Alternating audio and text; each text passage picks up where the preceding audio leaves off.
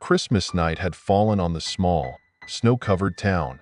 Lights twinkled in the houses, and the streets were silent and empty. The Kowalski family had just finished their festive dinner. 10-year-old Danny kept glancing at the brightly wrapped boxes under the tree, eagerly waiting for the moment he could finally open his gifts.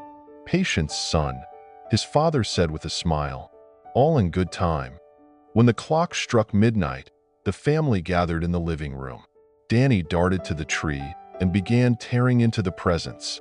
His eyes lit up with excitement when he saw a large box wrapped in golden paper, one that hadn't been there earlier. "Is this from you?"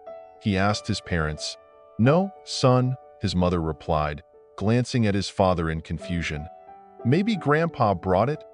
his dad suggested, but Grandpa, who was dozing in his chair, shook his head. Curiosity got the best of Danny, and he tore the paper open. Inside the box was an old wooden toy soldier with faded paint. Its face bore a creepy grin, and its eyes seemed to follow every movement. "What a strange toy," Mom murmured, looking at the soldier with unease. But Danny was thrilled. He placed the toy soldier next to his other toys and went to bed. Later that night, loud thumping noises from Danny's room woke his parents. Dad groaned, rubbed his eyes, and got out of bed. He flipped on the hallway light and headed to Danny's room. The door was slightly ajar. The room was silent, but the air felt heavy and cold. Dad stepped inside and saw that the bed was empty. "Danny?" he called out, but there was no reply. On the floor lay the toy soldier. Its wooden hand pointed toward the closet. Dad slowly opened the closet door. Inside, there was nothing but scratch marks etched deep into the back wall, as if someone had been desperately trying to claw their way out. Mom, standing at the doorway, let out a scream. Behind them, there was a faint creak. They turned around and saw the toy soldier slowly rising to its feet. Its wooden face twisted into an even more sinister grin, and its eyes glowed red. "Where's our son?" Mom screamed, but the soldier silently raised one arm and pointed toward the fireplace. When Dad approached the hearth, he saw something lying in the ashes. It was a small toy figure that looked exactly like Danny. The figure was covered in soot, but its face was frozen in an expression of pure terror.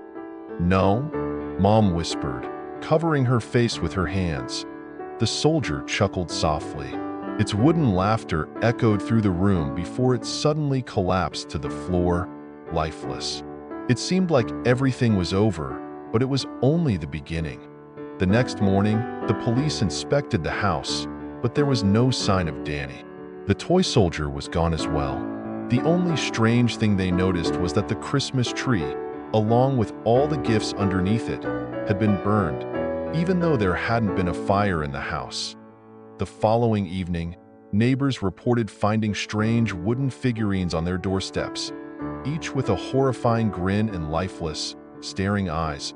Since then, every Christmas, the mysterious gift has appeared under the tree in a different house. Each time, it brings the disappearance of a child, leaving only silence and sorrow behind. The town's residents began to fear the holiday, taking down their trees and avoiding presents altogether. But every year, one house would still become the next host for the cursed box.